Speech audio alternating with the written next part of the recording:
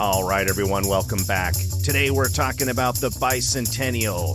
We're talking about CB radios, rubber ducks, disco ducks, and that time Deborah Harry escaped a serial killer.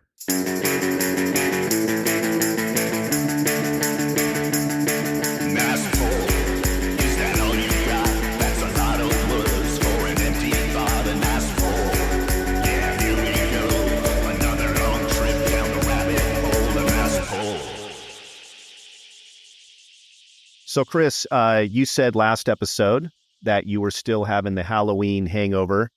I was too, and I think we got in every last little bit of thing we wanted to talk about on that last episode when it comes to Halloween and scary stuff, and of course, Charlie Brown. Right, we got that out of our system. Mm-hmm. It'll probably pop up a few more times, but what is it, Chris? It is well, gosh, let's look at the day and time. It is November 10th. In the year of our Lord, 2024. Your Lord or mine? That's right. Well, I'm Jack Lord. That's right. Wow, nice. I belong to the little cult that believes in the flying spaghetti monster. So I guess I'm a little bit different, right? Right. This has been established. Yeah. But I'm having a really... I'll pray for you, Jeff. Thank you. Your thoughts and prayers. I'm having a really delayed, I guess, election hangover, and it occurred to me, and Chris, I know that it occurred to you too, because I think we've mentioned this back in our day, again, 70s, 80s, maybe even late 60s, but there was no shortage of political scandals and, things that were happening in the political world that really mattered and were polarizing the nation, sure, for sure. But it never seemed, especially when I was a kid, that important. I mean, I guess my point is I always felt like as a kid, well, but then again, whatever you see on the news, whatever happens does happen. And whether it's one side or the other that gets to take a swing at the bat, America's going to be okay, and it's all going to be fine. And eventually, people just kind of go back to what they were doing, and it's all good, right? I think now, it just, and maybe it's just my impression as an adult, and maybe it has something to do with the internet and, how social media works and how the media works. But obviously, nowadays, it just seems a lot more polarizing. It seems like we really are in an era where the country is hurting and emotionally raw and upset with each other and kind of divided. And I guess, Chris, I would like to say, let's you and I take a journey into the Wayback Machine, right? And go back to the good old days when, at least from my perspective, and I guess, again, because I was a kid, it just never seemed quite that scary or bad or weird. Yeah. 100%. And now that we've had the most important election of our lives until the next one, right? Right, exactly. I'll take a step forward before I go way back, but go back maybe 10 years or 15 years. There was a Chris Rock, the philosopher Chris Rock, the prophet Chris Rock talking about elections, and he was just like, your guy doesn't, and I'm paraphrasing, of course, because I'm no Chris Rock, and excuse me, I was about to step into a Chris Rock imitation, and I sure as hell don't want to do that. Did you abort? You immediately aborted that, yeah. Yes, I hit the abort button. You're dead. Hey, watch for that abort now. But it was like, if your guy doesn't win, is there anything you can't do the next day? Right? And it kind of boiled down to that. That's and right. It was just like, yeah. Now, a ton of people, and I completely understand, will make the arguments now that, well, not the next day, but let's see what happens in the next year, 18 months, sure, 2 years, sure, 4 years, whatever. But everything you talked about was 100% spot on, whether it was, the influence of social media and the mass media and the divisiveness and this is like, conversations that get out of hand, people that are no longer friends because of people letting, I used to make jokes about my parents having a mixed marriage because my dad was a Democrat and my mom was a Republican. even though my mom eventually did become a Democrat. But, but there wasn't that sort of, like I said, everything you talked about. It was a matter of life and death. And the things that we've lived through, even though we lived through some pretty major shit politically, you're right. It was like, okay, Jeff, finish your peas and, take your dish to the sink and go to bed, or, go get ready for bed. Because the next day the sun's going to come up and everything's going to be the same. And relatively speaking, it was. Right. But again, even the things that, like I said, I remember, if we want to go take pretty far back into the Wayback Machine, I remember pretty vividly watching Nixon's resignation. Okay. And we were kind of 8 years old at the time, but it was like, so yeah, I don't know if it, interrupted Huckleberry Hound or whatever the hell I was trying to watch at the time. I was the only person home my dad was home, and I'm watching him resign and give his little speech. And I'm kind of like, all right, I understood what was happening. But the thing that struck me was my dad's reaction. My dad sitting there not saying anything. My dad with his head down, with his head in his hands, just silent as this is unfolding. And we all knew it was coming. It wasn't like it just, holy shit, it happened, immediately, just out of the blue. Right. But keep in mind, a minute or so ago, I mentioned that my dad was a Democrat. But here's my dad. So I remember, again, having the presence of mind going, why are you so upset? And at the time, it was beyond politics. It was beyond, he's kind of like, he almost got mad. And it was my dad, he probably did get mad. He was like, God damn it, this is the president of the United States. This isn't good. He's supposed to be better than this. And it was just like, oh, I get your point. Right? Yeah. So, but you're right. But he resigned, and it was all over the news. And he resigned also because he knew he was going to get convicted. He knew that they had drawn up the impeachment papers. He knew that the Republicans, his own party, were going to say, yeah, man, you broke some laws here. Your ass is convicted. There was no party politics. There was no, well, my guys are going to save me. I've got the majority. None of that. He resigned so his ass didn't get convicted. And then he got a pardon on top of that. Okay? I was still struck, and I'm still struck now, all these years later, as I watch it, because it would be, if you were watching somebody resign now, it would be like watching it'd be like sitting there with your close friend, and you're both cheering for different teams in the World Series. And one of you's all pissed, and the other one's excited as hell because they're about to win, right? That's the way it kind of unfolds now. But that was what we were facing. And you mentioned that, yeah. And that was not the first scandal. That was many to come, congressional scandals and Reagan pulling bullshit and all the rest of the stuff that happened. And we were just kind of like, and I know there were people that cared, and maybe we were too young to care. But I think even in the senses, everybody kind of got, yes, the sun's going to come up tomorrow, and I'm still going to be able to go to work, and I'm still going to be able to have, Pepsi free if I want, whatever the case was. But it was just like so different as from what kids today experienced and the way it unfolded, to the point of like, yes, nobody would have ever told us it was the most important election of our lives, right? There never would have been anything like that, because then what happens? People fucking freak out when you tell them that, especially if it doesn't go their way, right? Yeah. Yeah. But hugely different on so many levels. And it's different is not necessarily better. Different is not necessarily good, right? Yeah.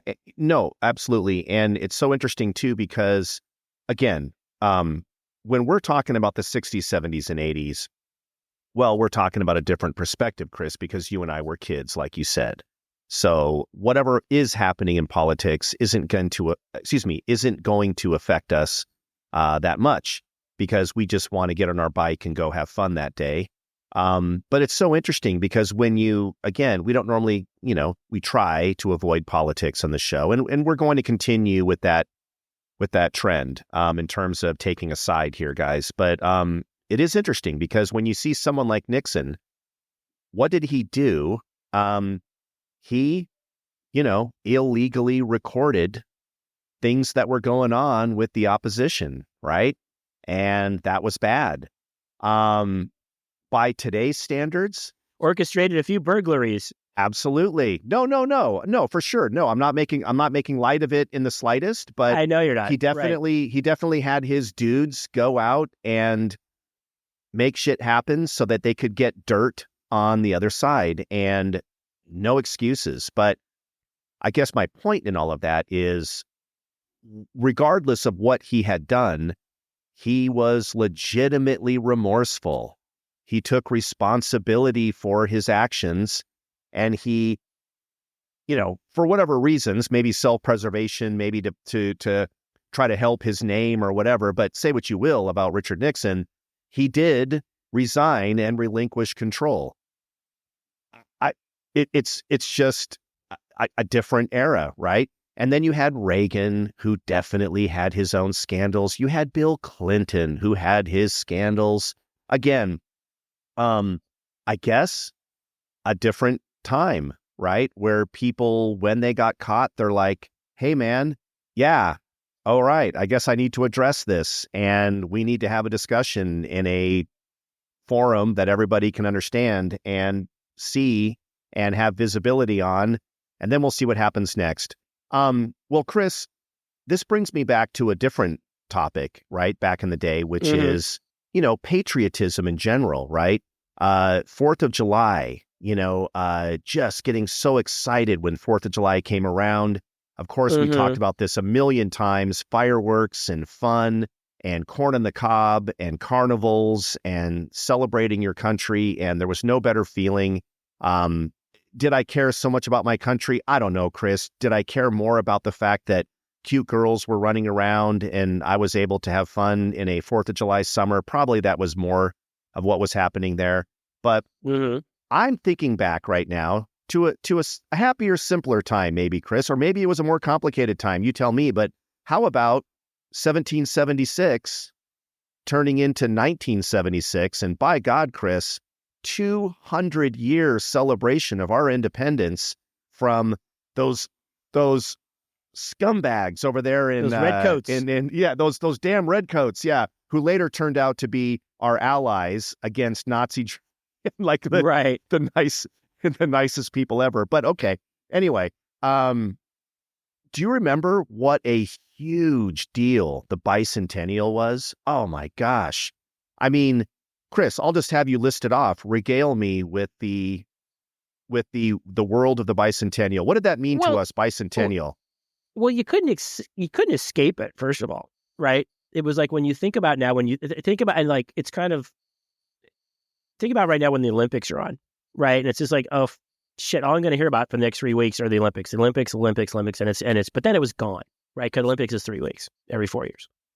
But this was a year, 365 days of we're 200 years old, which is funny because it's like I don't know, it was a hell of a marketing job, I guess, because if you what was what was that about, right? Like if you have a company, let's say, and we're celebrating our 25th year in business, serving San Diego at Cole's Carpet or whatever the fuck we want to Over talk at about, Waterbed okay? Emporium. Right, Jerome's, okay, whatever, okay. But that is something, an achievement in the sense that you could kind of wrap your arms around. Now, a 200-year anniversary of a country, it's like, are we celebrating all the wars we won? Are we celebrating the fact that we didn't, when we started testing all those atomic bombs, we didn't blow the shit out of ourselves, right? Are we celebrating the fact that despite all these terrible things that happened in our history, um, that we're still around, right? That we're still, so I mean, it's in the sense it was like happy 200th birthday. It was like, yay. It's like, okay, great. So, but you're right. Wow. You know, I mean, no, but seriously, what were we again? And so they took, because I think maybe my point is, and I do have one, is that, none of us were there, right? And we had nothing to do with it.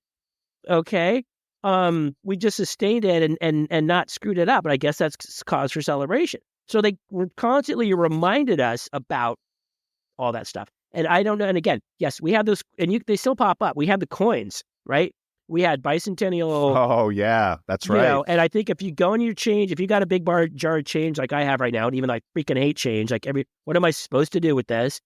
You could probably find, even though now they're almost 50 years old, right? You could find a Bicentennial quarter or maybe a nickel or something. Oh, yeah. So again, all the marketing around it. Now, I think there's a thing that I remember distinctly, and it was something called the Bicentennial Minute. Okay. Now, I don't know if you remember this. Now, the Bicentennial Minute ran, I'm pretty sure it was on CBS. And what it was a minute. It was a 60-second, and it was somebody, it would be a famous person, a celebrity, a politician, someone. And they would basically say, and so let's just say it's November 10th. On November 10th, 1776, Betsy Ross delivered her final version of the new American flag. And then they'd show some drawings of, Betsy Ross or purportedly Betsy Ross, sewing a flag, blah, blah, blah, blah, blah. And then they would kind of wrap it up and say, and that's the way it was, November 10th, 1776. Or something like that. Maybe I'm mixing Walter Cronkite in there. I don't know. Don't hold me to that. But that was it. And it'd be on and again, they had 365 of those suckers. So it was like, okay, so we're teaching you something. And some of them, let's face it, some of them are pretty goddamn obscure, because you're not going to tell me that in the course of 365 days in 1 year, there was something culturally, historically significant, but somehow they managed to pull it off. So maybe they fudged it a little bit, or maybe they hey, we don't know, we don't have a date for that. Let's just give, the creation of the, I don't know, handcuffs to March 8th, 1776, something like that. But then we got to December 31st, 1976, and then guess what? It's 1977 now. You know what I mean? That was it. It was this entire buildup, a year of talking about how great we were and all these things that had happened and all the historical events and historical people. And yes, we'll have parades and fireworks. And I remember the Dolly Madison Zingers that had little red, white, and blue stars on them. Okay. So even all the companies that got into exploiting, how can we exploit red, white, and blue shit, right? Even though definitely in Dolly Madison, maybe a better connection.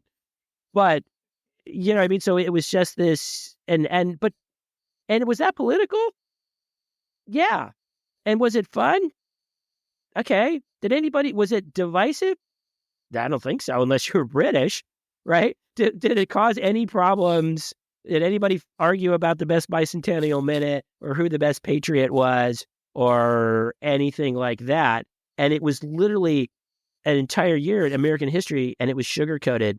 And it to this day, I don't know what it was all about, that celebration, because now here we are almost, 48 years later, and it's just kind of, I don't know, it's just kind of, it's kind of there. We're still here. We haven't blown ourselves up yet. I don't know. You're right, man. Everywhere we looked back then, something was coming at us for the Bicentennial, right? Susan B. Anthony dollars. Am I wrong? Was that? No. Am I wrong? That's not during that time. Did I? That was a little bit later. Yeah. But you're right. The Bicentennial coin, for sure. Lots of things in and around our neighborhoods were being painted red, white, and blue, right? Fire hydrants. Chris, I was just going to say that. A strong emphasis on fire hydrants. Yes, absolutely. Or those electrical boxes that you see, near whatever, a telephone pole. Lots of things being painted red, white, and blue. Lots of emphasis on the awesomely horrible variety shows, whether it be the Brady Bunch or the Carpenters or whoever else was somehow given a variety show, including the band that does Afternoon Delight, literally had a variety show. Lots of star-spangled red, white, and blue extravaganza. Everything was Bicentennial. Man, I think, again, Chris and I grew up in an area where Waterbed Emporium, which I mentioned earlier, was a thing, and it was around for quite some time. And every single day, Waterbed Emporium was having a going out of business sale, Bicentennial, patriotic, Boston Tea Party, going out of business sale. And man, if you didn't get a waterbed now, you're a communist. So yeah, it was a super big deal. But then again, Chris, back in the heyday, right, when we were all being very bicentennial, you know, we communicated with each other in a very different way, right? So again, we said this a trillion times on this show, and Chris, I did look back on the records, it was 1 trillion times. But we do talk about social media a lot. We talk about the world getting smaller, people getting more fractured and into their own little worlds and not really communicating with each other.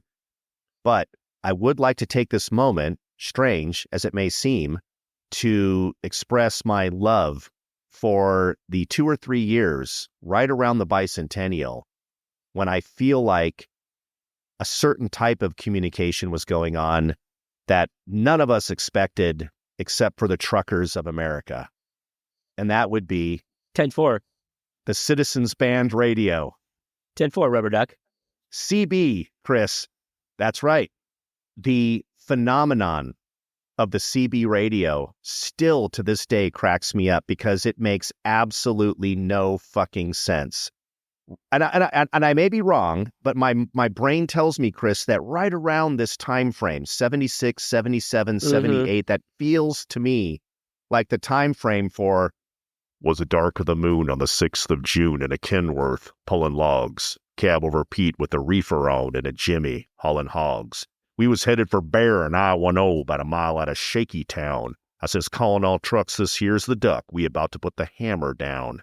Right? Where we all just like went, oh my God, we all have to have a CB, just like the truckers. We all have to have one. And my buddy, David, who, from high school, his dad owning the super cool audio-visual, company Sight and Sound, had at their house a CB radio station where you could sit in his den and pick up a CB microphone and talk to him in the car because he had a CB radio in the car. And Chris, to me, oh my God, where am I? Is this the year 2050? Is this Blade Runner? Well, I wouldn't know that because it was only the 70s, but what's happening? Is it Star Trek? Yeah. I mean, you think about it and how one of those things, how cool it was, but at the same time, how ridiculous, and then how embarrassing, right? Because it was cool because you could, yes, okay, at least they knew he could talk to his dad. But the idea behind the CB radio was you would talk to just anybody, right? Anybody out there? 10-4, this is Rubber Duck, or whatever that, because you had to give yourself a what? You didn't give yourself a name, you gave yourself a call sign. No. A handle. A handle. Okay? So you had to have a handle. Yeah, and then you're just going to talk, and hopefully it's like dialing a random phone number and hoping somebody picks up. And not only do they pick up, they're interesting to talk to. They have some information you can use or something along those lines. But you're absolutely right. And the randomness of it, the fact that it was some sort of technology that only certain people had, right? Whereas now it's just like, it's embarrassingly pedantic to the point of like, you go and tell any 14-year-old that like, hey, we could talk to some random guy in their car. They'd be like, really? Okay. It's like I can jump on the interwebs and talk to a random person on Earth if I want to. Right. So but again, it's hilarious because then that was what you're right. And there was a summer of that CD summer, and Paul, we were probably also wearing cutoff jeans and probably red, white, and blue tank tops, right, to go with as we were, scrambling from picnic to the beach to parade to fireworks show to whatever the hell's happening, But yeah, it's and I think, and it also had those songs because I think remember that was the time as well as those. I don't know if we've talked about these before, the novelty songs, because that's once you had Convoy and you had Disco Duck and you had things like that where these songs, and I use that term very loosely, became big hits, radio hits, made people like Rick Dees millionaires for really stringing, or the ones that would use like sound clips. Right. I forgot Rick Dees is on your list. Or is he? Or he should be if he's not. Well, I'm still to this day trying to find out what his actual talent or contribution is to society besides nothing. He was the precursor to Ryan Seacrest, and I think that, in your parlance, should explain it all. Now you'll understand. He was the beta version of Ryan Seacrest, right? Chris, I will make one tiny little correction there. Ryan Seacrest, as much as I say boo, I will say seems to me to be a really, really nice guy. Like I've said with almost everybody on my list, right? They don't really deserve to be there. The whole joke is, for some reason, they haven't impressed me, but who the fuck cares what I think? Bottom line is, they're probably wonderful people in real life. Rick Dees? No. Boo. No. You're not a good person in real life. You are the most... Right. The guy lacks any actual authenticity. He is the most plastic, superficial, can never say anything that isn't completely thought about. He is the Adam Levine of the disc jockey world. Just a manufactured nightmare of, focus groups. Just the worst. Oh, puke. Do you think to this day he has either a Disco Duck gold record framed and hanging on his wall, Of course, and or some sort of like gold duck, Disco Duck, like statue, Academy Award kind of looking thing on his desk? Does he have one of those or both of those? I say he has both.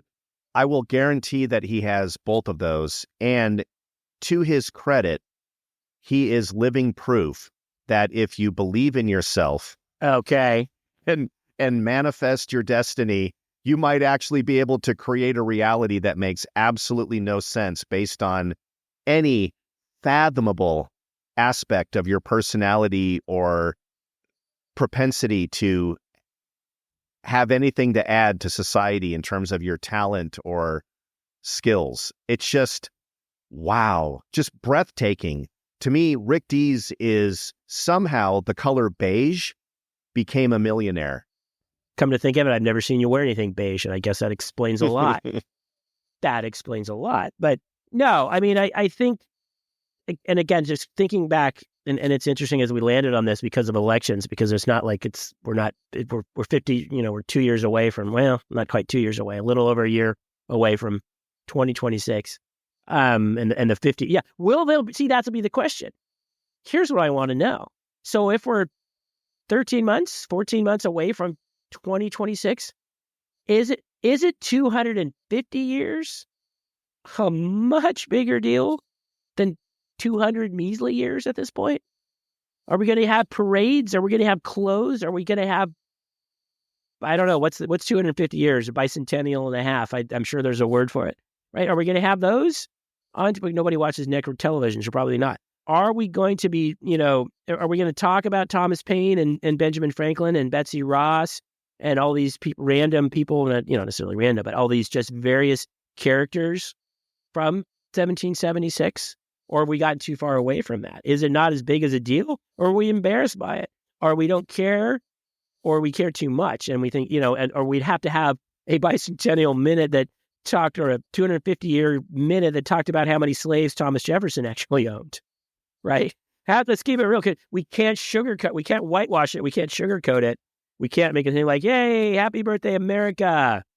But let me tell you a couple actual true facts that you didn't talk about in Mr. Frank's 8th grade history class at Pershing, right? Well said, Chris. And by the way, for those of you in the listening audience that haven't figured it out, politics is riddled with something I like to call hypocrisy.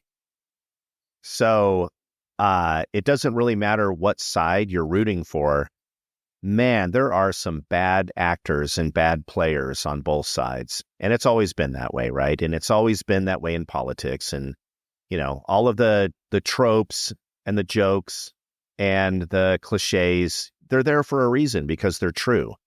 A lot of politics is just being kind of a snake oil kind of a situation. But again, that's not the point of the show. The point of the show is, what is our perception, right? And what was our perception as kids, right? And a more innocent time, right?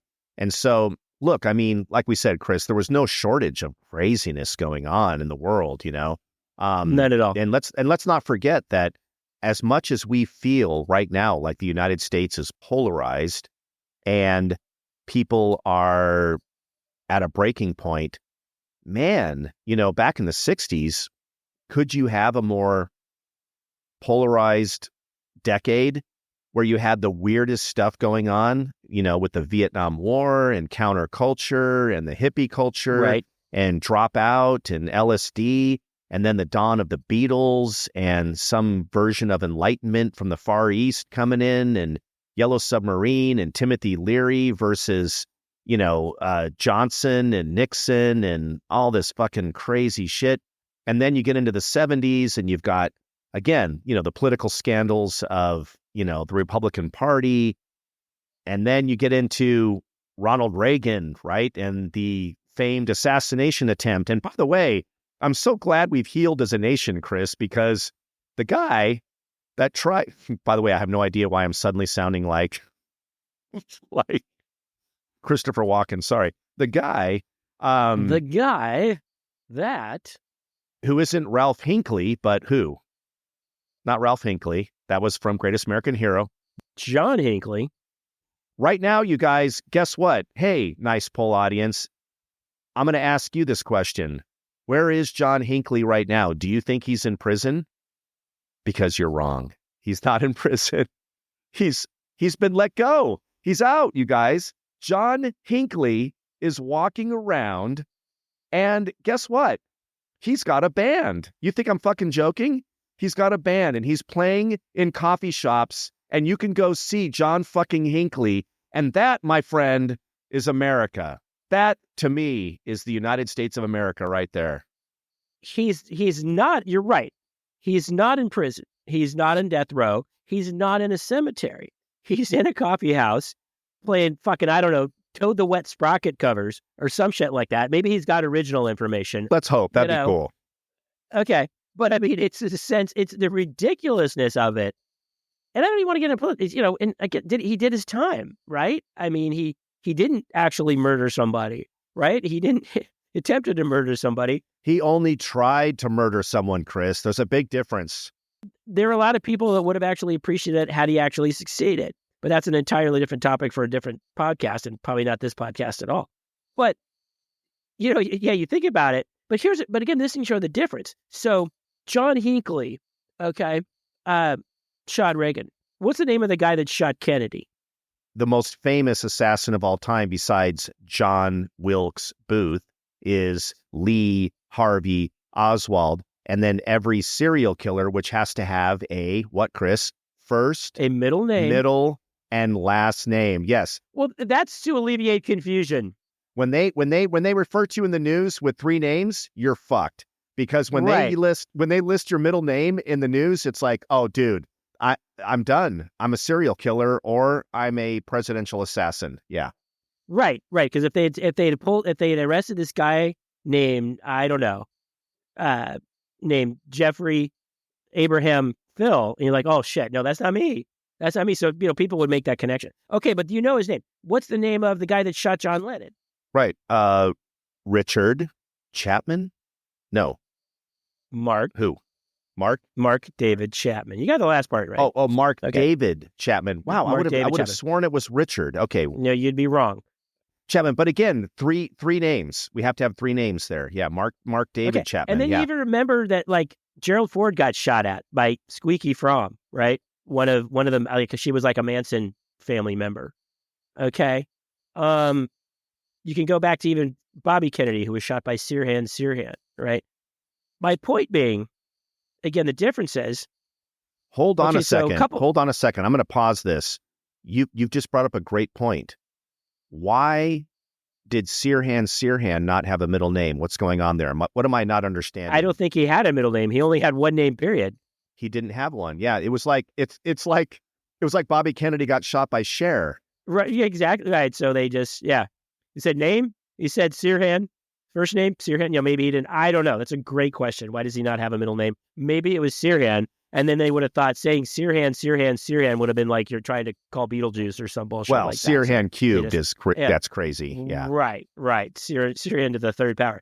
But, okay, so you can think about these. All right, so, and this is all in our past. And most of this stuff, with the exception of, what? Reagan. Well, I guess Ford's attempted stuff. Okay, Reagan, John Lennon. Okay, that all happened before we were born. And yet we know this information. We retain this information. A couple of months ago, somebody tried to shoot the Republican presidential candidate. What's that guy's name? Do not know. They did not. Now, I'm not saying that they didn't say what the name was, but honestly, I don't know the name. Oh, they did. It's what happened? No, I don't know. What happened? How did that not become, right? The names of these kids that shoot up, unfortunately shoot up schools or any other kind of killers, whether it was like, and maybe their middle, whether it was Richard Ramirez or the Melendez brothers or, anybody else that people knew the names of these killers or alleged killers or attempted killers. Again, is there something different now? What happened now? Because we don't know. I don't retain his name. He's dead. Where are his parents? What happened to them? What are their names? And I don't even know what path I'm trying to go on right now. But wow, how it was so different because we just moved on to the next phase of the news cycle. It was like, all right, it didn't happen. He failed. He's dead. Let's just go on because we got the most important election of our lives to continue. And Chris, technically speaking, and again, I guess, we normally don't want to get too topical on the show or, too pinned into a specific date.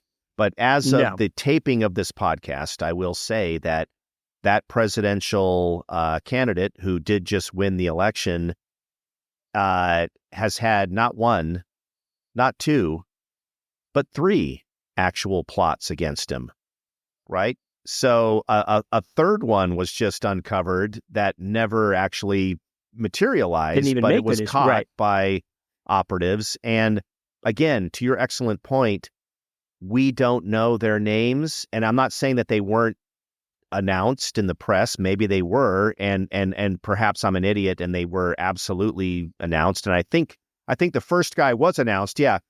But that's it. And no, there's no follow-up and there's no let's dig in as far as I've seen. And as part of the public consciousness, nobody seems to be interested in digging in. It's just sort of like, oh, okay, that's how it's going to be. All right. And then everyone just takes sides, I guess. How is all this other minutia, excruciating minutia, gets repeated over and over and over again about a past behavior, about a past statement, about something that, that just, something, again, in the past, something that's already happened. We all know about and we can all repeat and we can all say, have an opinion on, versus these guys who thinking maybe I'm going to be the next Lee Harvey Oswald, the next John Wilkes Booth, the next Mark David Chapman, the next John, I don't know what his middle name, Hinckley was. You know what I mean? So it's amazing to me. So again, how the ecosystem changed to where it just wasn't as important, or it wasn't as important because everything's important, right? Maybe that's it. Because in that regard, there was a guy, they also, I want to say it was McGovern's, and I apologize for not knowing, McGovern's first running mate in 1972 against Nixon. Apparently they just found out that he had a history of some mental problems, right? And I think he may have undergone electroshock therapy like in the 1950s, or he had seen a psychiatrist. That's common. Kind of things, right? Yeah, back then. Right. Yeah. Oh, yeah. I think there was some in my family, from what I understand. Explains a lot. But, and so that was like, oh, guess what? This guy can't be vice president. That was like, it was it. He was gone. Now it would have been like, hey, that gave him a superpower. Maybe he's like got this clairvoyant, or that makes him like everybody else, or something. And I'm not even saying that's right or wrong, because I don't think that's necessarily be disqualifying. Yeah. And by the way, Chris, this is of no, I don't know. what I'm about to say is the weirdest thing, and I guess it doesn't matter at all, but how is it that John Hinckley is known as John Hinckley when he tried to kill the president? Every single wannabe or successful assassin of a president elect or a presidential candidate or whatever, right, always, Chris, has to have three names. You can't have an assassin without three names, and you can't have a serial killer. Well, that's not true. You have Ted Bundy, but most of the time, whoever it is, the journalists, the media, they try to do the three name thing. We all know that that's normally the case. Now that I'm thinking about it, I guess I'm wrong. You got Richard Ramirez, you got Ted Bundy, you've got, but right. So, but a lot of times, am I wrong? There's usually this push to get the middle name in there. Well, maybe as I go to the Google machine, which we don't normally do during the show, maybe the fact that his name was John Warnock Hinckley was just too much of a mouthful. Was just too much of a sentence. John like, you know what? Warnock Hinckley. Yeah. Somebody wrote that on a script, and somebody goes, "Yeah, I'm not fucking reading that," and they just drew a line through it. Can you please spell that for the home audience? Completely phonetic. Warnock. Warnock. How Warlock. the Warnock. hell did that ever become anybody's name? Warnock.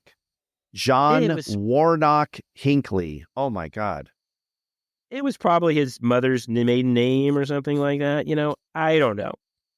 Who knows? But, and again, as I'm just scrolling down a little bit, and this is something for us to aspire to, John Hinckley has 41,000 followers on YouTube for his music channel. So if he gets a push, if he gets a bump after this episode, then he can thank us. But 41,000 people has subscribed to John Hinckley's YouTube channel. And I will say that tracks, because I too myself would be very interested to hear the music of somebody like that. The person that would not be interested so much might be Jodie Foster. Maybe she's not as interested. Are you saying she doesn't go to watch him perform? No, she doesn't grab herself a cappuccino. And by the way, I know that nowadays, with the kinds of things that we've seen and people that have been dragged into conspiracies that don't deserve it, that have just been collateral damage, we get very jaded. But looking back on it, that really did suck for Jodie Foster. Man, I mean, just the best actor out there, and so cool and so sincere and such a unique style. And for no reason whatsoever, out of the blue, she wakes up one morning and sees the newspapers, and it says, "I tried to kill Reagan to impress Jodie Foster because I was so, in love with Taxi Driver," right? Apparently. I mean, that's my understanding of it. Where a similar thing happened. And right. This is a person that's like, man, my career's on track. I'm a legitimate actor. I'm trying to do my best. I kick ass. I mean, she's always just like ridiculously engaging. Later on, became an insanely, amazing director as well. And it's like, I'm sorry, what now? I can't even imagine getting pulled into that and being like, fuck, I did not see that coming. Right. And to your point, to all of them, amazing career, Ivy League educated, child actor, one of those child actors that didn't get all screwed up, right? Even though, this probably could have been a good reason for her to have some issues, although she probably did. But multiple Academy Awards, directs films, stage, still getting nominated for awards 50 years after she started. And yet, when she does die and her obituary is published, there will be a paragraph about this. There will be a paragraph or two about what happened when this deeply disturbed guy thought she was the actual character, the parallels between her child prostitute character and a crazy guy in a amazingly good film. But let's face it, it's still a very disturbing film to this day, Taxi Driver. which I think was made in 76. I'm not even sure. I could be wrong. I think that may have been the year it came out. If that's the case, then we just tied it right back to 1976. But there will be a paragraph or two, a mention, a quote from somebody drawing that distinction, no matter what, right? She did all of these things, and yet through no fault of her own. And what if Christy McNichol had been in Taxi Driver, right? What if Tatum O'Neal had been in Taxi Driver, right? I mean, and so what if Maureen McCormick had been, no, never mind. So, I mean, those are that sort of thing. And like I said, and that's another thing that was weird too, because you do think about it. And we talked about Richard Ramirez as Night Stalker.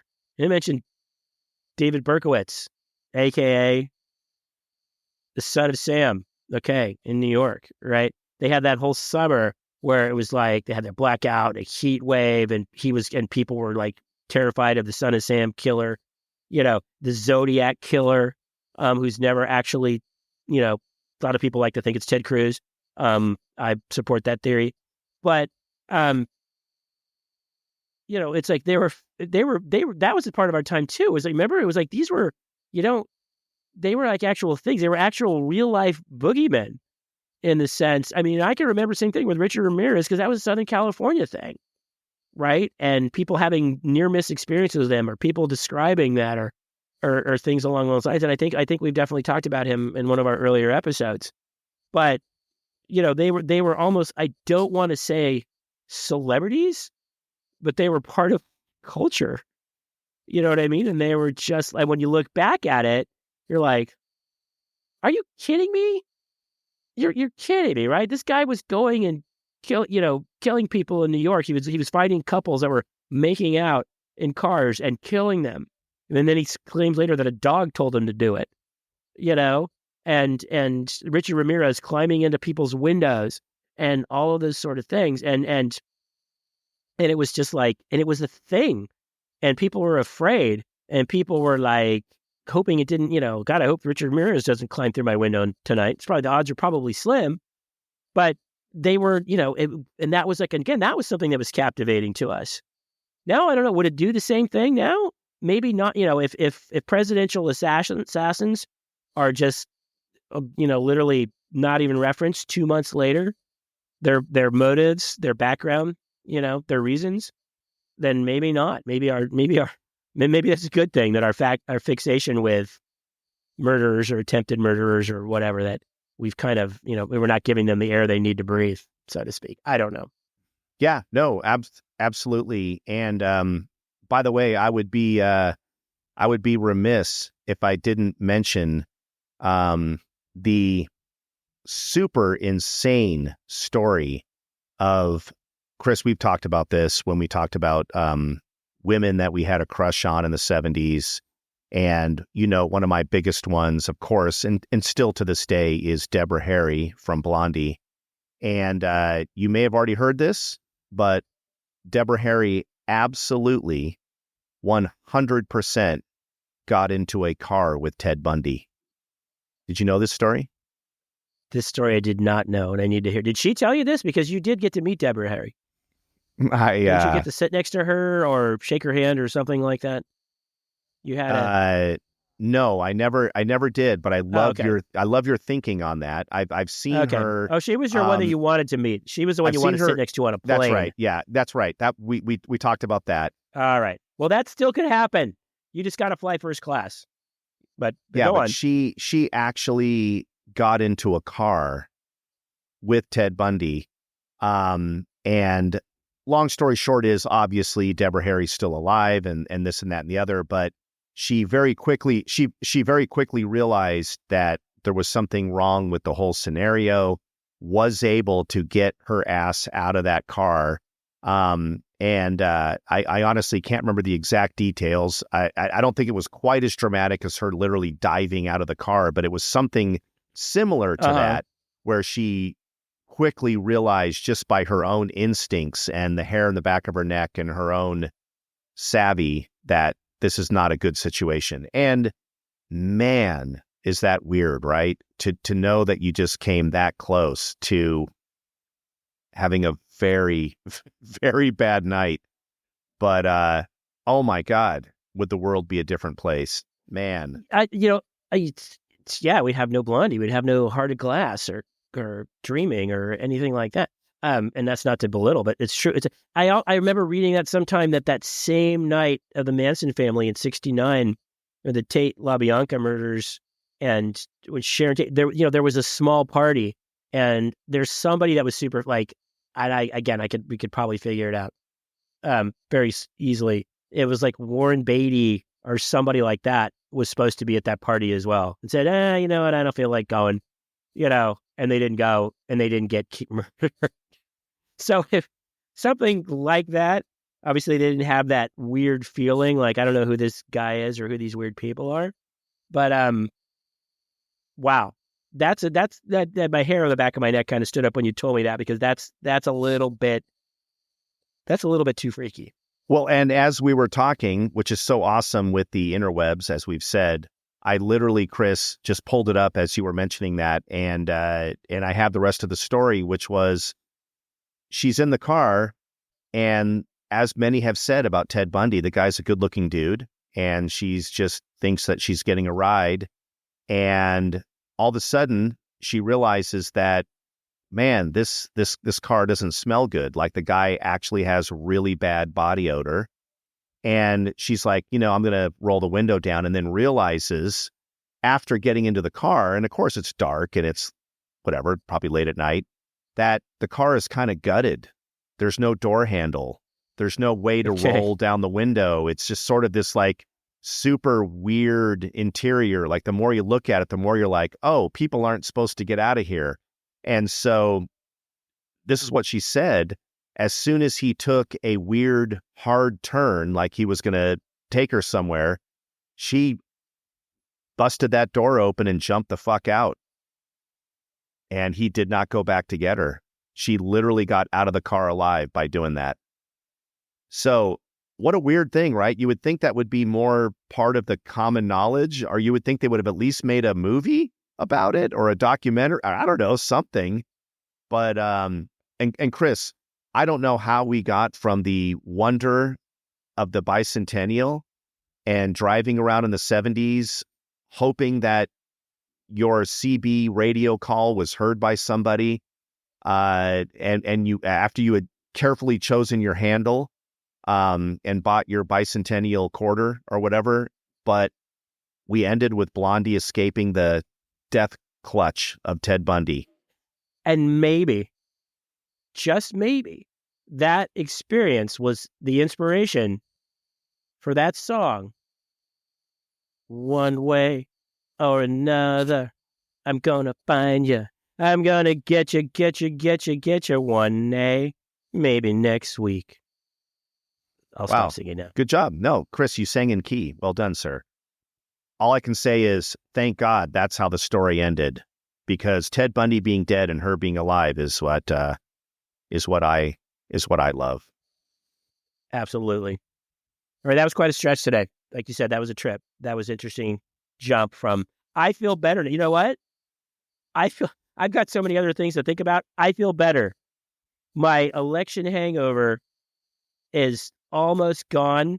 I can go to the rest of the cure for my Halloween hangover, which is that I still have candy in my kitchen because nobody trick-or-treats anymore, as we established last week. Correct. I feel better.